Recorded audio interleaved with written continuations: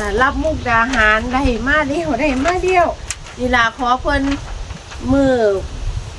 แต่หลายมือแล้วล่ะขอเพิ่นมาบัดนี้เพิ่นบอกว่าสินัดปล่อยวันที่27เพิ่นสิให้วันที่27เป็นเคสเป็นหยังเพิ่นหรือจังใดบู้ก็บ่รู้เนาะค่ะแต่ว่า FC ก็ขอกันเขามาหลายเด้เพิ่นบอกว่า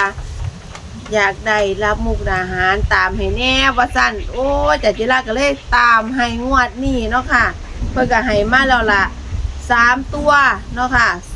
291 2ตัวนั่น48กับ58เด้อค่ะเป็นแนวทางได้เท่านี้เนาะค่ะเนาะนี่ชอบกระจัดคัดกระพานเนาะค่ะเนาะนี่อาจารย์รับมุกดาหารเพิ่นก็ให้มา